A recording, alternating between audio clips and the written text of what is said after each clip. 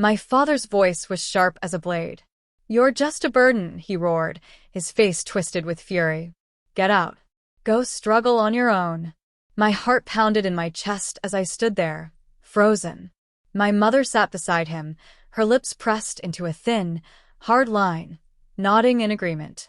There was no hesitation in her eyes, no warmth, just quiet compliance, as if my suffering meant nothing to her.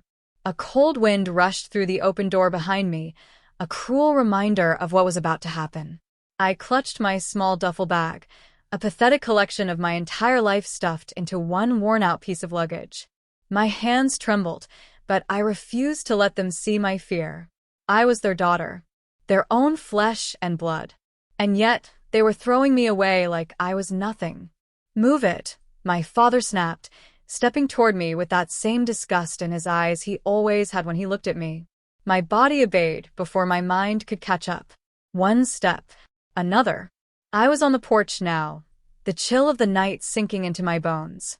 My father reached for the door, ready to slam it shut, to erase me from their lives forever. But then, a chair scraped against the hardwood floor inside. A deep, steady voice cut through the tension like a knife through silk. "You shouldn't have said that," Grandpa said. And just like that, the air shifted. My father stiffened, his grip tightening on the door. My mother's head snapped up, her mouth slightly agape. Slowly, deliberately, my grandfather stood. His presence commanded the room, his old yet unshaken body still towering with authority. His piercing blue eyes locked onto my father's, unblinking. My father faltered. For the first time in my life, I saw hesitation flicker across his face. Grandpa took a step forward, his cane tapping against the floor, steady and powerful. "Sit down, boy," he ordered, his voice laced with quiet, simmering fury. My father hesitated, but only for a second. Then, like a scolded child, he stepped back inside. I stood there, my breath uneven, unsure of what was happening. Grandpa turned his head slightly, glancing at me. "You're not going anywhere, kid," he said firmly. "Not like this." I swallowed the lump in my throat. He wasn't asking. He was declaring it. And then, as I looked at my father, my supposed protector, the man who had just kicked me out like garbage, I saw it. The regret. The first crack in his armor. But I wasn't ready to forgive. Not yet. Because he had just made the biggest mistake of his life. Grandpa walked past my father, as if he wasn't even there. He reached for my duffel bag and placed a firm hand on my shoulder. "Come inside, sweetheart." My legs moved on their own, carrying me back into the house, past the man who had just disowned me. My father's fists clenched at his sides, his jaw locked tight, but he didn't say a word. Not with Grandpa there. Grandpa led me to the dining table, pulling out a chair for me before taking his own seat. The room was silent except for the ticking clock on the wall. My mother shifted uncomfortably, staring at the floor. And then Grandpa spoke again, his voice heavy with something I had never heard directed at my father before: disappointment. "What kind of man does this to his own child?" he asked. My father scoffed, shaking his head. "She's not a kid anymore, Dad. She needs to learn the real world isn't going to hand her anything." "The real world," Grandpa echoed, leaning forward. "And how exactly does throwing her into the streets help her? You think she's going to learn strength from being abandoned? She has to figure things out herself," my father said, his voice harder now. I had to. No one held my hand. Grandpa exhaled slowly, gripping the edge of the table. "You had me," he said quietly. The silence after that was deafening. My father's face darkened. "That's different." "No, it's not," Grandpa snapped, his voice rising. "I never let you starve. I never let you feel like you had nowhere to go. But here you are, doing exactly that to your own daughter." My father's lips parted, but nothing came out. I swallowed hard, watching the man who had always been my hero be torn apart by his own father's words. But strangely, I felt no satisfaction. Just exhaustion.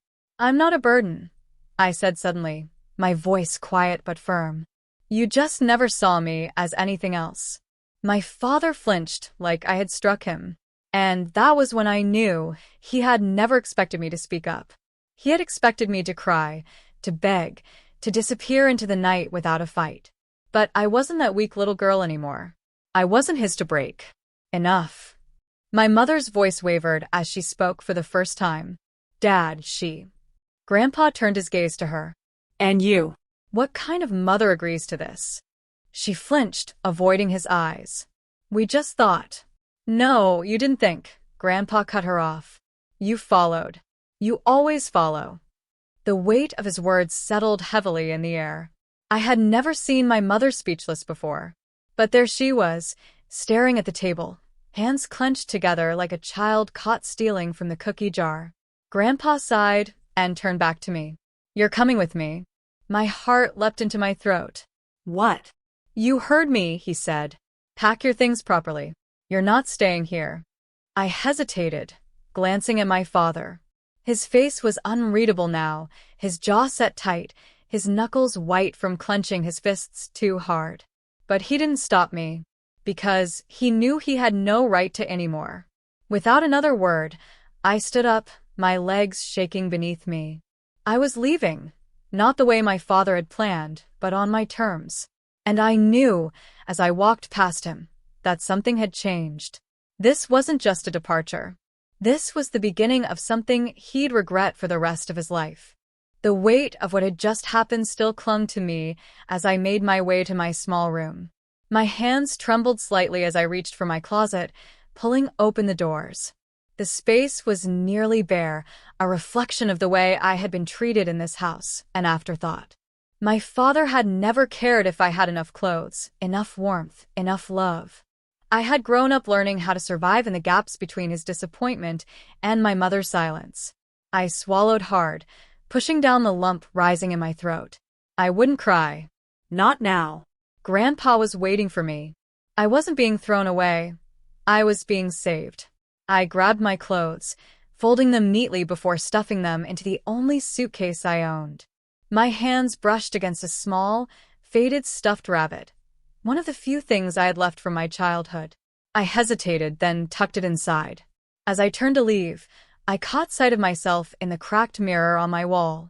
My face was tired, my eyes dull from years of being unseen.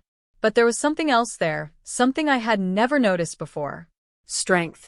I squared my shoulders and walked out.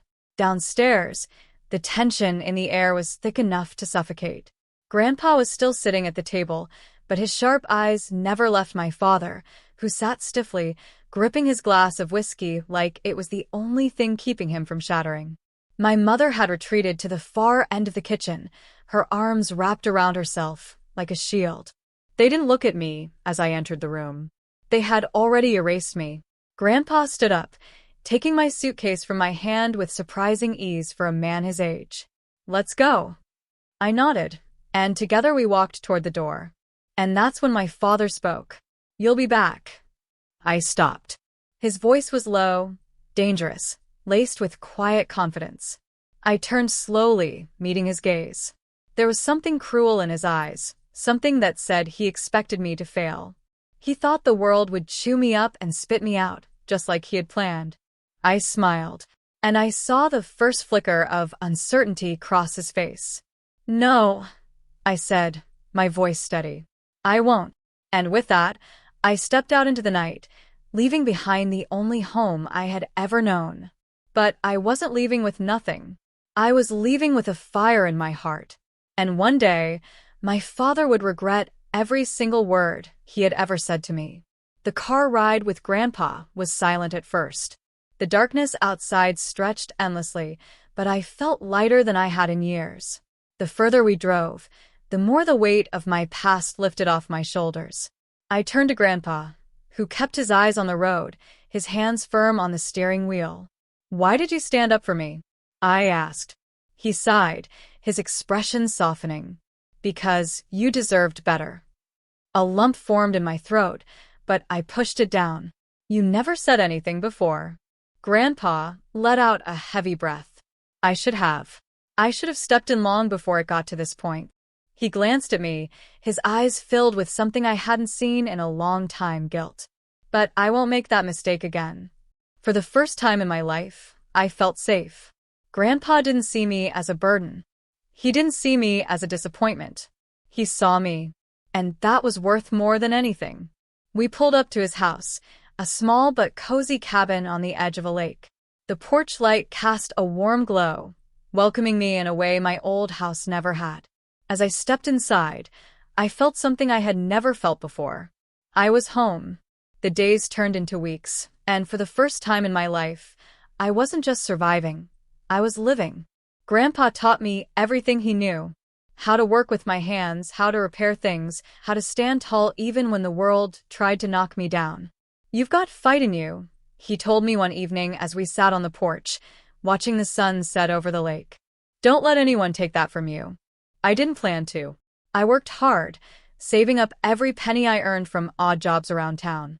I took night classes, determined to build something for myself, something my father never thought I could achieve. And as the months passed, I became someone new, stronger, wiser, unbreakable. Then came the day everything changed. I had just finished my last class when my phone rang. It was a number I didn't recognize. I answered, my heart pounding. "Hello." A shaky breath came from the other end. And then, "It's your mother." I nearly dropped the phone. She hesitated. "I need to see you." My stomach twisted. Memories of that night came rushing back. The way she had nodded in agreement as my father threw me out. The way she had refused to meet my eyes. I should have hung up. I should have ignored her. But something inside me told me to listen. And so I did. We met at a small cafe downtown. My mother looked different, smaller, somehow, as if the weight of her choices had finally caught up to her. She stirred her coffee, unable to look at me. "I made a mistake," she whispered. I said nothing. Tears welled in her eyes. "I let him push you away. I let him control everything. I don't know who I am without him." I exhaled slowly. "That's your problem, not mine." She flinched but nodded. I wanted to say, "I'm sorry." For a long moment, I just stared at her. And then, finally, "I forgive you." Because I wasn't doing it for her. I was doing it for me. She had let me down. But I wouldn't let her hold me back any longer. I walked out of that cafe with my head held high, my heart lighter than it had ever been. And that's when I saw him. My father. He was sitting in a car across the street, watching me. His face was unreadable, but I could see the cracks forming. He had lost his control over me. And he knew it. I smiled, turning away without a second glance. I had won. Not through revenge, but by proving him wrong. And that was the greatest victory of all. I walked away from the cafe, my heart pounding against my ribs. The weight of my mother's words still clung to me, but I refused to let it slow me down. I had spent too long carrying the burdens of others, their disappointment, their neglect, their cruelty. No more. As I stepped onto the sidewalk, I stole a glance back at the car parked across the street. My father still sat there, unmoving. His face was unreadable, his fingers gripping the steering wheel so tightly that his knuckles were white. For a brief moment, our eyes met. I expected rage. I expected the same cold, condescending stare he had given me my entire life. But this time, something was different. Regret. I didn't stop. I turned my back on him and walked away. Let him regret. Let him realize, too late, that the daughter he had cast aside had built a life without him. And let him live with the knowledge that I would never crawl back to him. Because I was finally free. The world was mine now. With Grandpa's unwavering support, I threw myself into building a future that had nothing to do with my parents' expectations. I worked harder than ever, pouring every ounce of my determination into making something of myself. By day, I took on small repair jobs, fixing broken fences, patching up leaky roofs, and even restoring old furniture. By night, I studied relentlessly, pushing through courses on business, finance, and marketing. I wasn't just surviving anymore. I was thriving. And it wasn't long before people started to notice. My reputation grew in the town. My name passed around as someone who got things done, not just as John Matthews' daughter, or that girl who got kicked out. I was someone now. Someone my father could no longer control. Then came the turning point. One evening, after another long day of work, Grandpa and I were sitting on the porch, the cool night air settling over us. "You've been doing good," he said, taking a slow sip of his tea. "I see the fire in you, kid." I smiled, though exhaustion weighed heavy on my bones. I don't ever want to be in a position where someone thinks they can throw me away again." Grandpa nodded. "That's the way to think." Then, after a pause, he added, "But are you ready for what comes next?" I frowned. "What do you mean?" He set his mug down and turned to face me fully. "You're not just surviving anymore. You're building something. And soon, you'll have the chance to do more than just work for other people. You'll have the chance to stand on your own." I swallowed. "You think I can do that?" He chuckled. "I don't think. I know." And just like that, an idea took root in my mind. One that would change everything. I spent the next 6 months preparing. I poured my savings into renting a small workshop and transformed it into something more. With Grandpa's guidance, I invested in tools, equipment, and materials. Soon, I wasn't just fixing things for other people. I was running my own business. People came to me now, seeking me out for repairs, restorations, and custom work. My name spread further, reaching beyond our small town. And with every dollar I earned, every project I completed, I felt the chains my father had placed on me breaking one by one. But the real moment of victory? That came when an old, familiar name appeared on my client list. John Matthews. My father. At first, I thought it was a mistake. I stared at the request on my screen, reading and rereading the details. He wanted a consultation on some property repairs. My property repairs. My father, the man who had thrown me away, was now unknowingly reaching out to the daughter he had abandoned. For help. I sat back, my heart hammering in my chest. 1,000 thoughts ran through my mind. Should I reject the request? Should I tell him exactly what I thought of him? No. That would be too easy. Instead, I accepted the job. And I made sure he had no idea it was me. The meeting was set for a week later. When the day arrived, I dressed in my best work attire, confident, professional, in control. I arrived at the address, a worn-down commercial building, and waited. And then, he stepped out of his car. I hadn't seen him in years. His hair was grayer, his face more lined. But the arrogance in his posture was still the same. He didn't recognize me at first. Not until I spoke.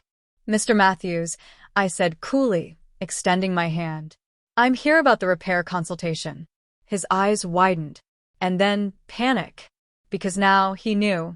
The silence between us was suffocating. My father opened his mouth, but no words came out. He looked me up and down, as if trying to process what he was seeing. I wasn't the broken, helpless girl he had kicked out. I was a woman standing on her own 2 feet, successful and independent. His mouth tightened. "You own this business?" "Yes," I said simply. His jaw clenched. "And you're the one handling my request?" "Yes." I watched as he struggled to find a way out of this. But there was none. He had come to me for help. And he knew it. I could see it happening.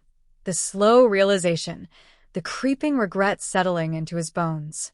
"You did all this on your own?" he asked finally, his voice quieter now. I tilted my head. "Didn't you tell me that struggling on my own was the only way to learn?" His face darkened. He had no defense. Because I had done exactly what he had expected me to fail at. I had built something from nothing. Without him. Without his approval. Without his love. And now he was the one who needed me. He hesitated. For the first time in my life, I saw something close to shame in his eyes. "I made a mistake," he admitted. "I didn't flinch. Didn't waver." "Yes, you did." He exhaled, rubbing a hand over his face. "I don't expect forgiveness." "Good," I said, my voice firm. "Because you won't get it." His head snapped up, surprised. "I'm not doing this for you," I continued. "I'm doing it for me. Because I refuse to let the past define me." His shoulders slumped. He looked older now, weaker. And I realized something then. I didn't need revenge. I had already won. I completed the repairs, took his money, and walked away. And as I left, I felt lighter than I ever had before. Because for the first time in my life, I was free. Not just from him, but from the pain he had inflicted. And that was worth more than any revenge. Years later, my business flourished. I built a life filled with love, success, and happiness. And my father? He remained in the shadows, a man haunted by the daughter he had thrown away. Because the greatest punishment wasn't my hatred. It was my absence. And that was something he would have to live with forever.